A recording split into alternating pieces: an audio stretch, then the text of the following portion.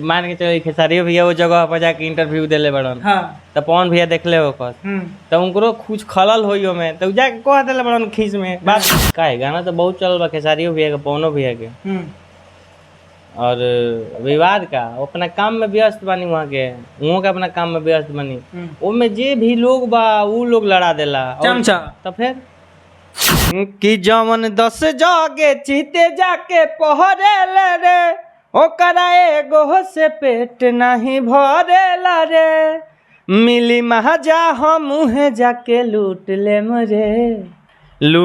मरे भले 500,000 दे के सुत ले मरे तोरा जैसन खूबसूरत ही पमूत दे मरे। भोजपुरी का स्टार कौन है, पवन या खेसारी? हमारे लिए सब लोग स्टार हैं। हाँ। और इन बड़े भाइयों से पहले भी बहुत सारे गार्जियन स्वरूप स्टार हैं। तो जब हम ही लोग कहने लगे कि हम लोग ये हैं वो है दिस है डैट है तो जो हमारे गार्जियन है वो का थे। तो बस ये बारे में इतना ही कहे में से ज्यादा कुछ ना कहे। अच्छा, जब पवन सिंह से पूछल गई कि भोजपुरी का स्टार कौन है, कह रहे हैं कि hello I am power star, मैं ही हूँ इंडस्ट्री का करता धरता। हो सकता है कि मान के चलो खेसारी भैया वो जगह पर जाके इंटरव्यू देले बड़न। हाँ। तो पवन भैया देखले होकर तो उनको कुछ खलल होई में तो जाके कह देले बड़न खींच में बात खत्म। लोग अपना में थोड़ा बहुत खींच के वजह से अभी तो एगो इंडस्ट्री के भोजपुरी इंडस्ट्री के एगो धरोहर है, आप भी काम करते हैं इंडस्ट्री में।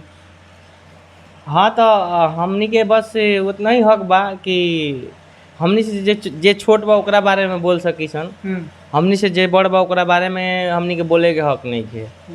और ये चीज़ हमेशा हमनी में बना रहो। अच्छा, ये बात मानने क्या कि बहुत सारे लोग कहला कि खेसारी खाली विवाद में रहे चलन उनकर गाना ना चल रहा तो का है। गाना तो बहुत चल बा खेसारी भैया के पवनो भैया के और विवाद का अपना काम में व्यस्त बनी वहाँ के अपना काम में व्यस्त बनी उनमें जे भी लोग बा वो लोग लड़ा देला चमचा। तो फिर हमरा देखे से तो ये लागेला कि हाँ जे भी आसपास में रहे वाला लोग बा वो लोग ये सब करेला।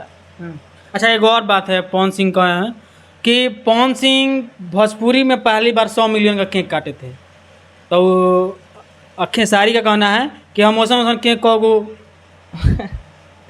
अरे भाई ये सब के का जरूरत बावे। ये से तो बढ़िया तब तो रितेश भैया के हो गइल बावे। तब बिलियन मैन हो गइल बानी वहाँ के हैं। तो वहाँ के जाके बिलियन के केक काटे तो भोजपुरी के लोग का करी। तब तो वहाँ कहम कि भोजपुरी में पहला बार के बिलियन दिले बावे। मिलियन के बातें छोड़ी बिलियन के बात करी।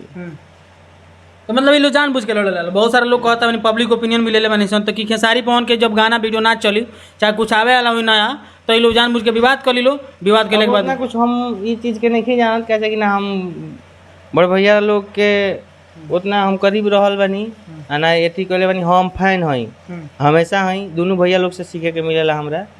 तो बड़ भाई लोग के बारे में उतना बोले के हमरा हक नहीं के। बस हम इतना ही कहम कि ये चीज़ के हम ज़्यादा कुछ कह नहीं सकत। बस ग्लोबल में मतलब पूरे इंडिया में नीलकमल सिंह लगभग कई सालों से ट्रेंडिंग पे हैं, लेकिन आज तक वो ना आके कहे होंगे कि हम पावर स्टार हैं, हम ट्रेंडिंग स्टार हैं, चाहे कौन स्टार हैं। उनका एक अलग माहौल है। वही मतलब भोजपुरी में ऐसा गाना लाते हैं जो कि साफ सुथरा भी होता है, लोग को सुनने में मजा आता है। मरून कलर सड़िया था, अभी नया नया आया था, क्या कहेंगे? नीलकमल भैया भोजपुरी जौन से थोड़ा सा अलग रहे नहीं। भोजपुरी के गाना गावे नहीं लेकिन भोजपुरी कलाकार लोग के संगे ना रहे नहीं वहाँ के। ऐसे वहाँ के माइंड जौन बावे तो अलग तरीके के बावे। आ भोजपुरी में अगर हम कुछ गौनी रहुआ कुछ गौनी आसे पास में मानी सन तो चर्चा होते होते झगड़ो हो जाई।